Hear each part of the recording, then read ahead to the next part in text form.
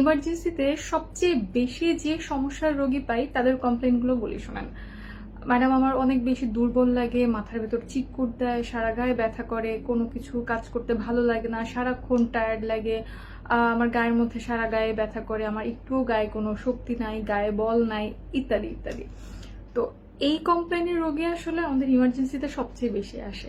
তো আমার মনে হলো আমাদের দেশের প্রেক্ষিতে এই সিমটমগুলো, অর্থাৎ এই যে সারাদিন দুর্বল লাগা, মাথা ঘোরানো, মাথার ভেতর চিৎকুট দেওয়া, কোনো কিছু করতে ভালো না লাগা, টায়ার্ড লাগা, সারা গায়ে পায়ে ব্যথা করা, এই যে সিমটমগুলো, এই সিমটমগুলোর প্রধান কয়েকটি কারণ নিয়ে আপনাদের সাথে কথা বলি।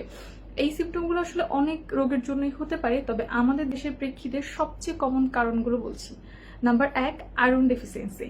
এটা সবচেয়ে বেশি মেয়েদের ভিতর কমন। কারণ হলো আমাদের মেয়েদের প্রত্যেক মাসে একটা মেনস্ট্রুয়াল সাইকেলের মধ্যে দিয়ে যেতে হয় মেয়েদের, তখন বেশ ভালো অ্যামাউন্টের একটা ব্লাড লস হয়। তো দেখা যায় তাদের আয়রনের ঘাটতি সবচেয়ে বেশি থাকে। সো আয়রনের ঘাটতি হলে বা ভিটামিনের ঘাটতি হলে এই ধরনের সিমটম সবচেয়ে বেশি অ্যাপিয়ার করে।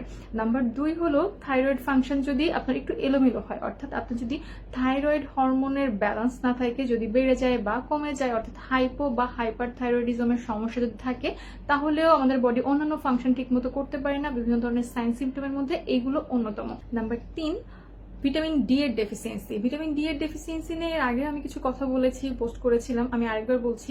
ভিটামিন ডি এর ঘাটতি আমাদের দেশে খুবই কমন। এই যে গায়ে হাত পায়ে ব্যথা করা, কিছু ভালো না লাগা, মুড অফ থাকা, দুর্বল লাগা, মাথা ঘোরানো, মাথায় চিৎকুট দেওয়া, এগুলো ভিটামিন ডি এর ঘাটতির জন্য হতে পারে এবং এটা আমাদের দেশে খুব কমন। তাই ভিটামিন ডি এর লেভেলটা চেক করা আপনার জন্য অত্যন্ত জরুরি। আর নাম্বার 4, সেটা হলো গিয়ে ডায়াবেটিস। ডায়াবেটিস যদি আনকন্ট্রোলে থাকে তাহলে এই ধরনের সাইন সিমটমগুলো খুব বেশি রোগীদের মধ্যে দেখা যায়। তাই চেষ্টা করবেন আপনার ডায়াবেটিস যদি থেকে থাকে অবশ্যই সেটা কন্ট্রোলের ভেতরে রাখতে। তাহলে এই ধরনের লক্ষণগুলো এড়াতে আমরা কি করতে পারি?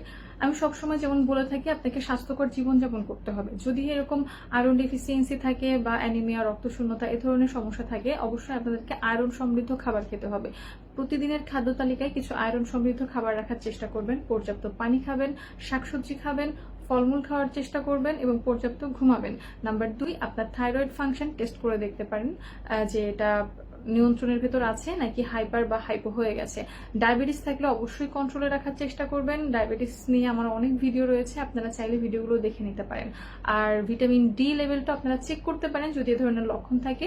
যদি দেখা যায় যে ভিটামিন ডি ডেফিসিয়েন্সি লেভেলে আছে তাহলে হয়তো সাপ্লিমেন্ট খাওয়ার দরকার হতে পারে। আবার যদি দেখা যায় সিভিয়ার ডেফিসিয়েন্সি, অর্থাৎ আপনার খুব বাজেভাবে ডেফিসিয়েন্সি হয়ে গেছে বা ঘাটতি হয়ে গেছে, অনেকের ক্ষেত্রে দেখা যায় ইনজেক্টেবল ফর্মে বা ইনজেকশন দেওয়ার দরকার হতে পারে। তাই অবশ্যই নিজের শরীর নিয়ে, স্বাস্থ্য নিয়ে সতর্ক থাকবেন, সচেতন থাকবেন, ভালো থাকবেন। এবং আমার এই ভিডিওগুলো যদি আপনাদের কাছে ইনফরমেটিভ মনে হয়, উপকারী মনে হয়, তাহলে আমার ইউটিউব চ্যানেলটি সাবস্ক্রাইব করতে পারেন, ফেসবুকে ফলো দিয়ে রাখতে পারেন এবং অবশ্যই আপনার পরিচিত জনদের মধ্যে সচেতনতা তৈরি করতে আমার ভিডিওটি শেয়ার করতে ভুলবেন না। ধন্যবাদ।